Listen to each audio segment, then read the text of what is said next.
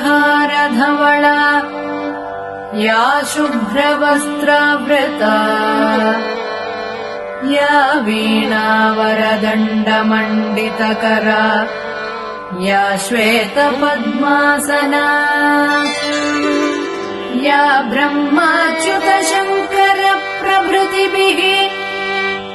देवैः सदा पूजिता सा मां पातु सरस्वती भगवती निःशेषजाड्यापहा दोर्भिर्युक्ता चतुर्भिः स्फटिकमणिनिभैरक्षमालां दधाना हस्तेनैकेन पद्मं सितमपि च शुकं पुस्तकं चापरेण भासा कुन्देन्दुशङ्खस्फटिकमणिनिभा भासमाना समाना सा मे वाग्देवतेयं निवसतु वदने सर्वदा सुप्रसन्ना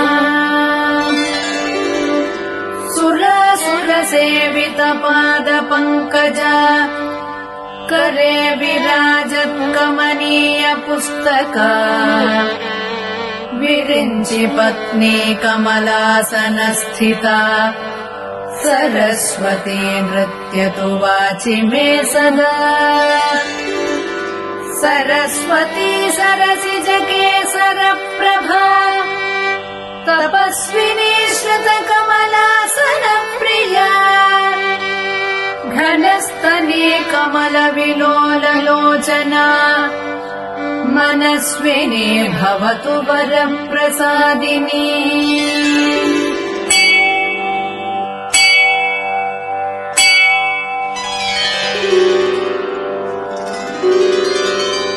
सरस्वती नमस्तुभ्यं वरदे कामरूपिणी विद्यारम्भं करिष्यामि सिद्धिर्भवतु मे सदा सरस्वती नमस्तुभ्यं सर्वदेवी नमो नमः शान्तरूपे शशिधरे सर्वयोगे नमो नमः नित्यानन्दे निराधारे निष्कलायै नमो नमः विद्याधरे विशालाक्षे शुद्धज्ञाने नमो नमः शुद्धस्फटिकरूपायै सूक्ष्मरूपे नमो नमः शब्दब्रह्मी चतुर्हस्ते सर्वसिद्ध्यै नमो नमः मुक्तालङ्कृत सर्वाङ्गे मूलाधारे नमो नमः मूलमन्त्रस्वरूपायै मूलशक्त्यै नमो नमः मनोर्मणिमहायोगे वागीश्वर्यै नमो नमः वाङ्मयै वरदहस्तायै वरदायै नमो नमः वेदायै वेदरूपायै वेदान्तायै नमो नमः गुणदोषविवर्जिन्यै गुणविद्यै नमो नमः सर्वज्ञाने सदानन्दे सर्वरूपे नमो नमः सम्पन्नायै कुमार्यै च सर्वज्ञेते नमो नमः योगानार्यै उमादेव्यै योगानन्दे नमो नमः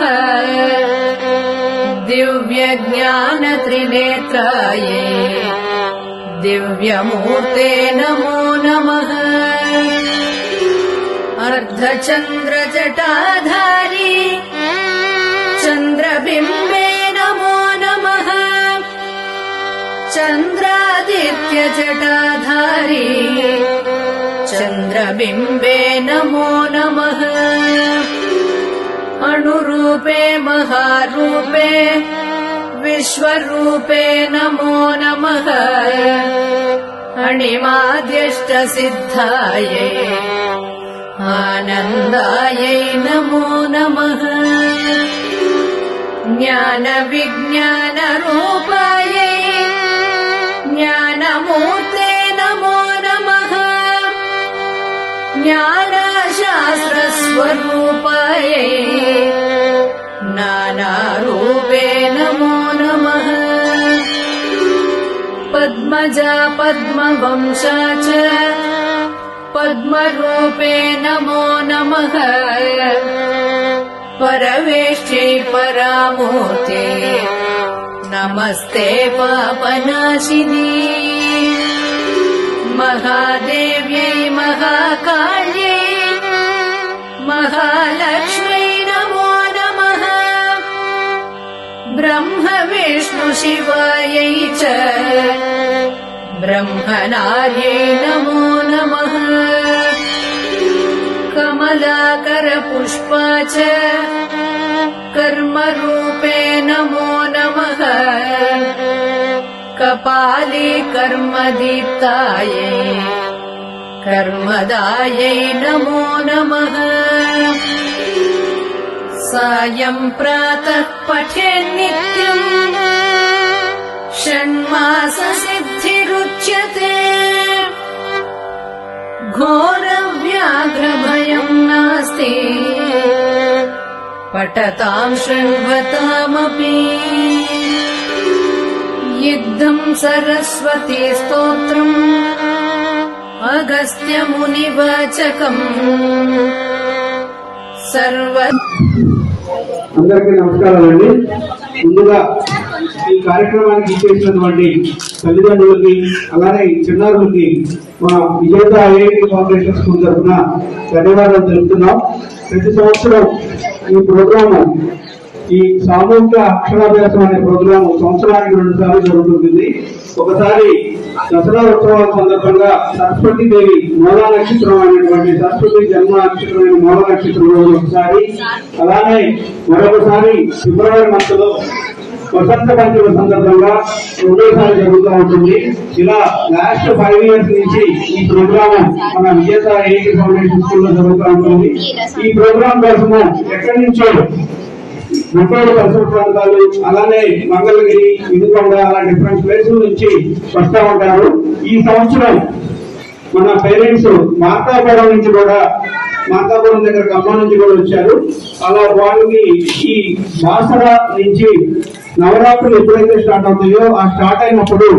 ఈ పలకము అలానే మీకు ఇచ్చిన ప్రసాదాలు అక్కడ పూజ చేయించి నవరాత్రి రోజున బాసర నవరాత్రి మొదటి రోజు అయినటువంటి రోజున బాసర పుణ్యక్షేత్రంలో పూజ చేసి ఆ బలపాలు ఇక్కడికి వచ్చినాక మీ పిల్లలకి బంగారు భవిష్యత్తు కోసం మొదటి ఉదాహరణగా అక్షరాభ్యాసం ఇక్కడ చేస్తున్నారు. కాబట్టి మీ పిల్లలు మంచి భవిష్యత్తు కలగాలని కోరుకుంటున్నాం మా విజేత ఐఐటి ఫౌండేషన్ స్కూల్ నుంచి. అలానే ముందు మీ సర్కిల్లో మీ ఫ్రెండ్స్ లో ఎవరైనా అక్షరాభ్యాసం చేసుకోవాలనుకుంటే కనుక మన విజేత స్కూల్ ఎప్పుడు మీ అందరికీ వెల్కమ్ చెప్తా ఉంటాం. Thank you.